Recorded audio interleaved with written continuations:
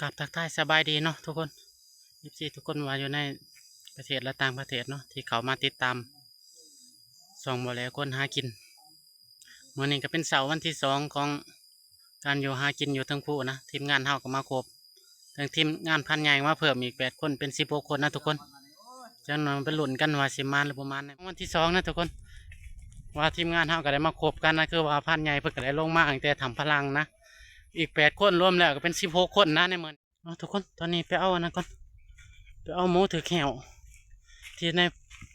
พันทองเพิ่นมานำนะว่าหมูถือแขวพันใหญ่ได้แล้วเพิ่นว่าประมาณ20-30 โลเนี่ยเพิ่นว่าได้ตอนนี้ก็พันใหญ่เพิ่นถ่ายเพิ่นเนาะส่วนในพันเองก็สิย่างไปเอานะทุกคนจะเอามาคั่วเพิ่นก็สิไปใส่กับดักต่อนะทุกคนไปเพิ่นว่าไหนนะของพันใหญ่เพิ่นถือกำดักมาประมาณ20 โลนั่นพันทองเพิ่นไปนำมาเอานะมาแล้วทุกคนมานี่ม้าก็เป็นผมอยู่ไปโลดบ้านขี้เกียจทำเฮาแบกมาเลยเด้อเฮ้หูพอซ้ำนี้ตอนนี้พันเอาเลี้ยงเพิ่นเอาหมูน้อยขามเลยนะทุกคนก่อนขึ้นก็ขึ้นก็จับบ่อย่างนั่งก่อนแล้วก็แล้วจะได้พันใหญ่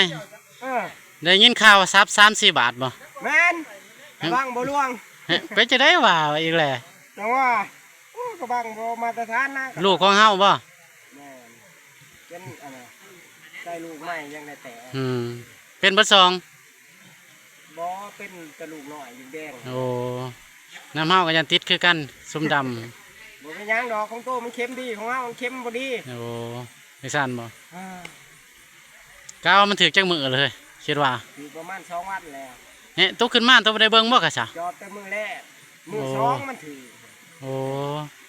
เฮาไปนั่งมื้อวานน่ะยินแต่เสียงขบข่าวไปซื้อเฮาบ่ลงมันมาโมมันมาพอดีมันพอแล้วก็แตกออกเลยอยู่สายปลาไม่เหี่ยหั่นแม่นเฮาบ่ได้ลง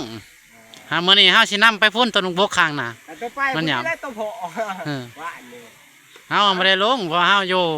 จน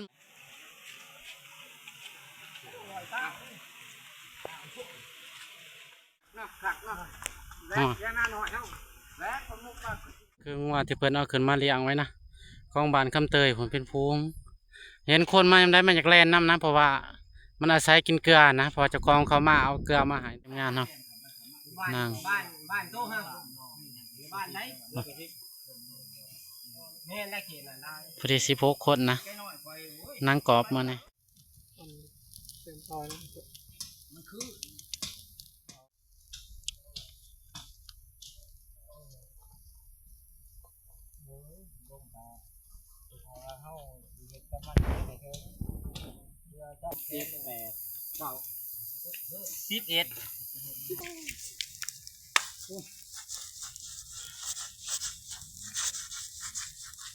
ไล่จ่อยเนาะ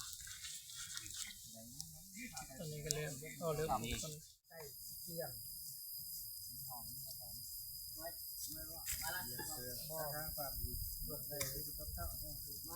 มาทำมาบจักเพราะว่าเป็นวันนะมองหมากระดานไม่ได้มันมักจะแนวมันใหญ่หมากระดาน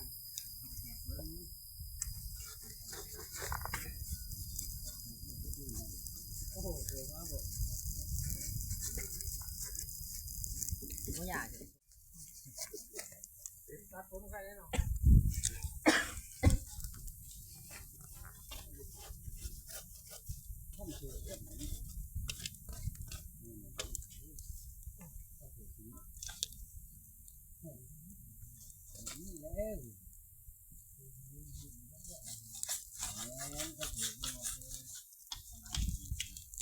เมื่อนะพอยิ่งนกกันแก่บาดเดียวภาคจองไม่พบถึง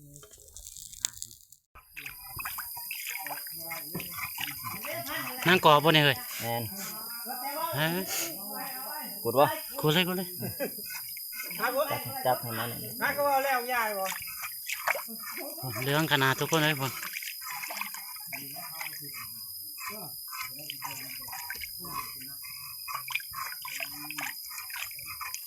นี่ก็คือหมูที่ว่าพานใหญ่เพิ่นได้มานะทุกคน เพราะว่าทีมงานเฮากับ16คนต้องใช้เป็นเบิดข้าวโค้งไงนะประมาณนางกรอบนี่มันก็บ่พอประมาณ20โลนะทุกคนมันก็บ่ใหญ่ปานใดนะ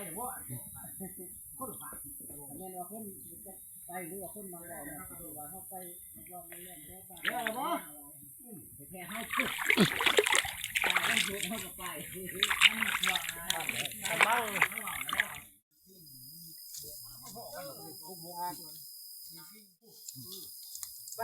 พ่อเบิ้ลโอ้โหตัวเรามันกินไปคอยหันมันกินเนี่ยนี่ไปหาย่างหรอกคอยกินเองเบิ้งอ่ะแต่เสียคืออะไรมันบ่ได้ยังว่าพ้นโตมันบ่แมนมันบ่ทันกรอบมันดังป๊อกป๊อกคือย่ำเดือดตัวย่างบ่ได้มาจังเองมันจะง่ายจังได้นังกรอบหรือนังหนุ่ม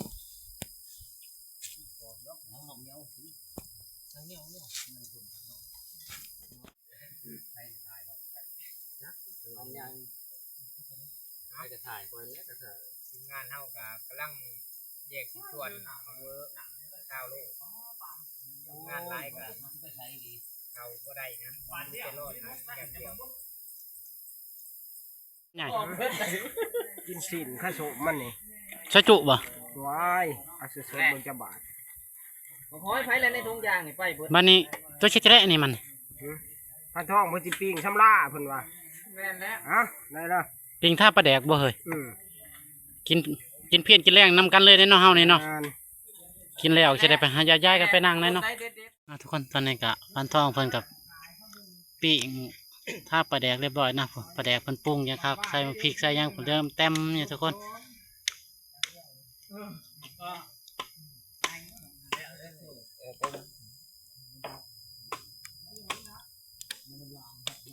ตำรวจอยู่ทางแดงน่ะช้างมัน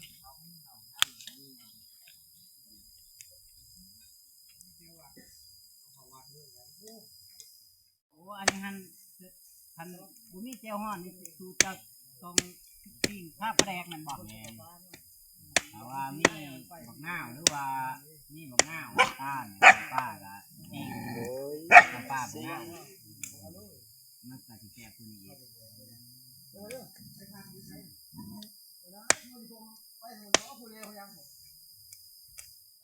รียบร้อยไปต้มมันนี่มันได้ที่ยังจะเรียบร้อยแล้วทุ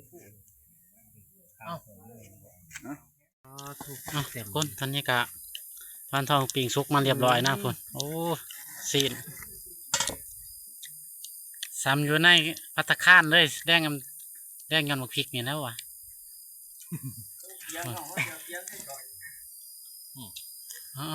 ยังไงใช้เคียงหน่อยเห็นไหม ถึงมีต้มน้ำได้ทุกคนนี่จากนี่ก่อน2 ขาลัง สีซุยหายนะพะ ชิมบ่มาก่อนมันว่าให้ชิมงูคักทุกคนจับ ซุยมาดูเผื่อ ทุกคนตัวนี้ปิ้งหนังมันตัวนี้ก็แดงจำงำเลยท่าปลาแดกคือเก่าโอ้มีตับทุกคนตอนนี้ก็จะเอาไปซอยนะพร้อมกันครับตัวน่ะสิได้กินข้าวเพี้ยนเป็นข้าวแรกใน3 โมงแล้วมื้อนี้คือในพานทองเพิ่นซอยกินข้าวเพี้ยนนะทุกคนข้าวเพี้ยนข้าวแรกนำกัน แล้วลื่นจะเห็นนิดหน่อยลื่นเสียจับ คนให้เนี่ยเบาๆเดี๋ยวออกจากอันนี้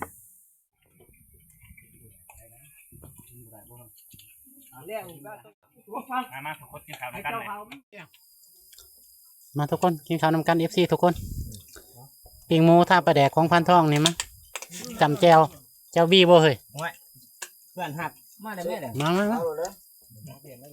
เป็นตะกอกเลยเดินมาเด้อ